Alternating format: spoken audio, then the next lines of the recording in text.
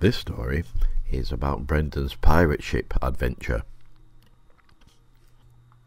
Brendan enjoyed bath times. He liked to splosh and chase bubbles and draw with his crayons and play with all his bath toys. One of his toys was a tiny ship, and that gave him an idea. When he was safely tucked up in his racing car bed, Acorn Squirrel came to see if he would like to go on another adventure, and Brendan said, "Yes, please. Can we find a pirate ship?" Acorn said, "You have to be very careful with pirates, Brendan, but I know a friendly one. We'll go and see him. Climb aboard." Brendan made himself very small and snuggled onto Acorn's warm, furry back. They flew together up to Brendan's bookcase and dived through the covers of a book. They landed on an old-time sailing ship, anchored just off the coast of an island. It was bigger than Brendan had expected, with a wooden deck, lots of coiled ropes, and 3 tall masts to hold the sails. The pirate captain was standing looking out at the island with his telescope. Acorn went up to see him and said, "Hi, Captain Littlebeard, this is Brendan. He's a friend of mine, and he wants to see your ship." Captain Littlebeard lowered his telescope, took off his hat, and bowed. "I'm pleased to meet you, Master Brendan," he said. "Would you like to see round my ship?" Brendan said, "Oh, yes, please." And the captain said, "Right-o, matey, follow me." They went to the front of the ship, and Littlebeard pointed to a big wheel with handles all around its edge. "This is where we steer from, and way up there," he pointed to the highest point on the tallest mast, "up there, that's where our lookout sits. He tells us if there are other ships around, or rocks to steer clear from, or islands like this one." He took Brendan to the other end of the ship. "And here's our toilet. It's not nice and clean like yours." Brendan thought it looked quite clean, but it was a bit smelly. Then Captain Littlebeard opened a trapdoor in the deck. "And down here, that's where we keep our treasure." They climbed down a ladder, and Littlebeard showed Brendan the bunks where he and his sailors slept. There wasn't much room to move about, and no space at all to play. Brendan definitely preferred his own house. "And over there, that be the galley." Littlebeard pointed to a tiny kitchen with only room for one person to move around. "Cook makes our meals here, but he's a bit upset at the moment 'cause we've run out of bananas." Brendan said, "Bananas? Are there any on that island?" Littlebeard nodded. They may be, but we cannot reach 'em. There's no harbour, see, and it's much too far to swim, so we can't reach the land. We'll just have to do without bananas till we find somewhere else to put ashore." Acorn cocked his head on one side.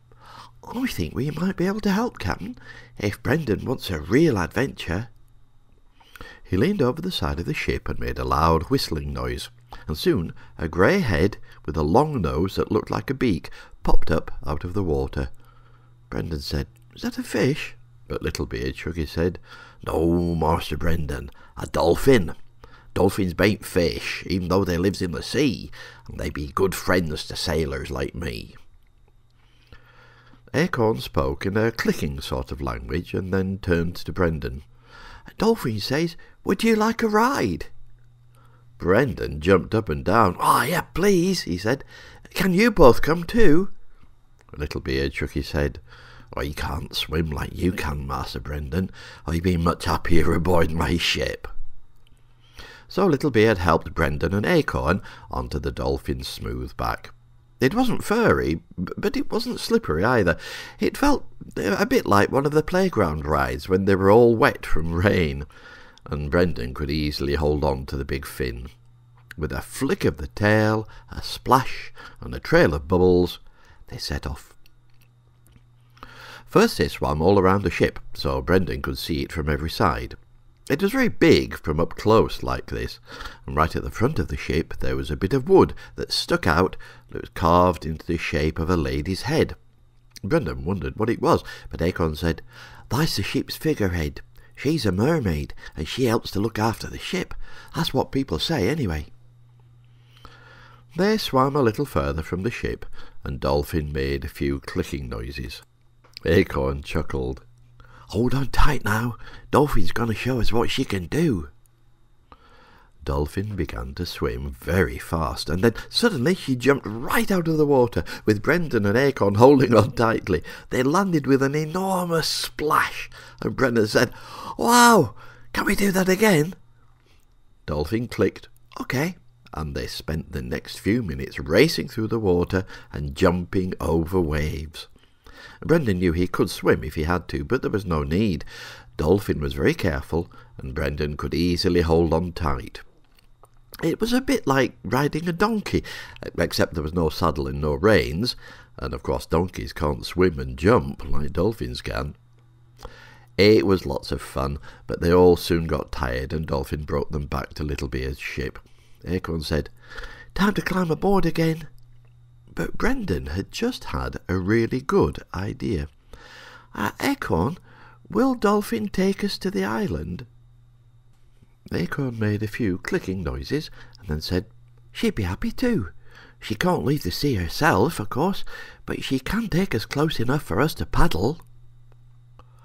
As they approached the shore, Brendan said, "Do you think there might be some bananas growing there?"